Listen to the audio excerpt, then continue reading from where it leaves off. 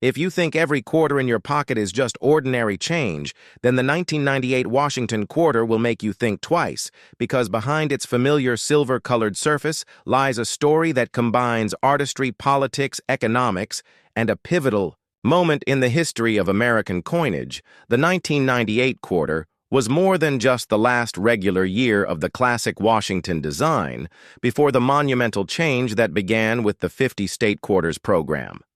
In 1999, it represents the closing chapter of an era that had started in 1932 when the United States Mint decided to honor the bicentennial of George Washington's birth with a coin that would not only circulate widely, but also symbolize the enduring legacy of the first president of the United States. The obverse of the 1998 Washington quarter features John Flanagan's portrait of George Washington based on the bust sculpted by French artist Jean-Antoine Houdon. In the late 18th century, this design had been in use for more than 6 decades by 1998, making it one of the longest-running coin designs in American history above Washington's head. The word liberty stands as a reminder of the very foundation upon which the United States was built to the left. Of his profile appears the phrase, "In God we trust," and below is the date, 1998, marking the final year before the statehood quarters began. On the reverse of the coin, the image of a heraldic eagle, with its wings spread, occupies the center. This eagle, perched upon a bundle of arrows and framed by olive branches, symbolized both strength in defense and the pursuit of peace. This reverse design, like the obverse, had remained largely unchanged since its debut. The production of the 1998 quarter came at a fascinating crossroads for the mint and for collectors. By this time, quarters had been made not of silver but of copper-nickel-clad composition for more than 30 years, following the Coinage Act of 1965, which removed silver from circulating dimes and quarters and reduced it in half-dollars.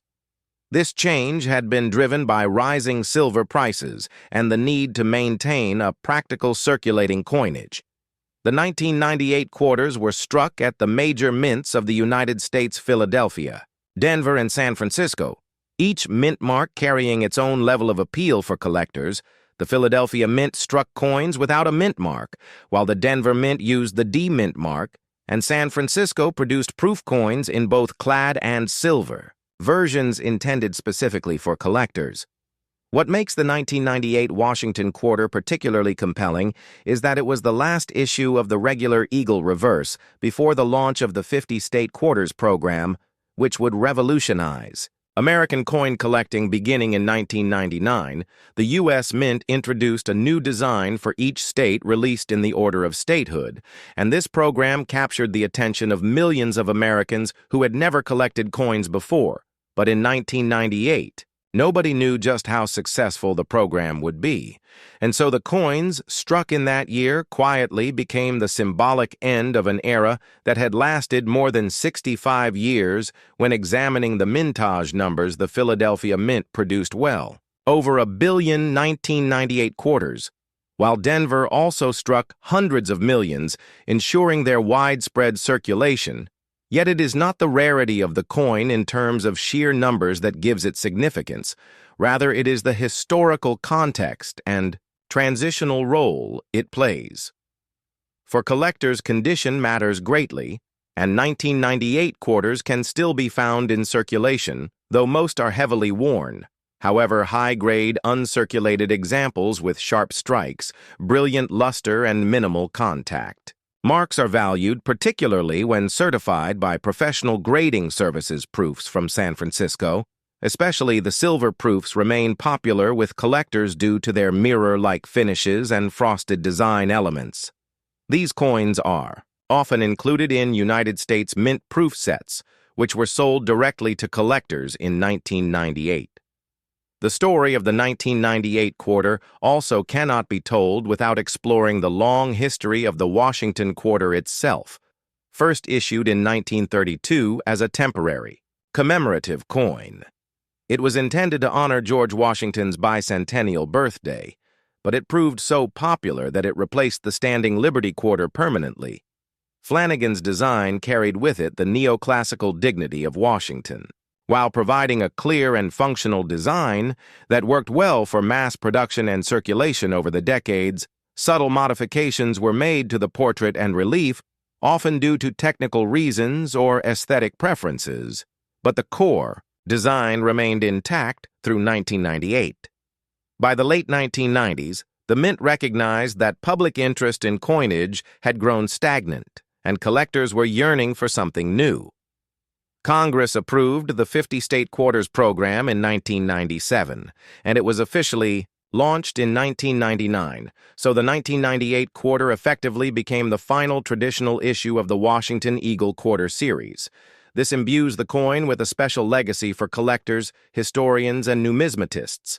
It is the last chapter of one of the most iconic American coin designs, bridging the old and the new.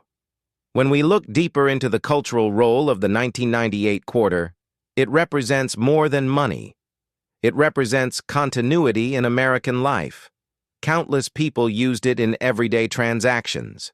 From buying a newspaper to making a phone call, it passed through vending machines, toll booths, and cash registers.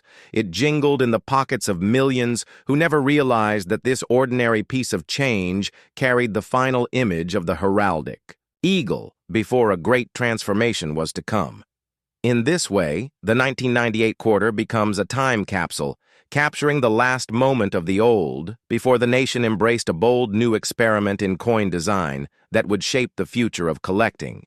For decades to come, collectors often look for varieties and errors in quarters, and while the 1998 issue does not have as many famous varieties as other years, there are still error coins that fascinate numismatists, such as off-center strikes double.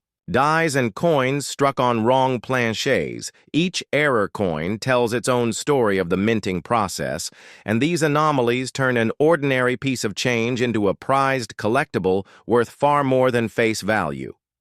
The 1998 Washington quarter, therefore, is not just another year in the long history of American coinage.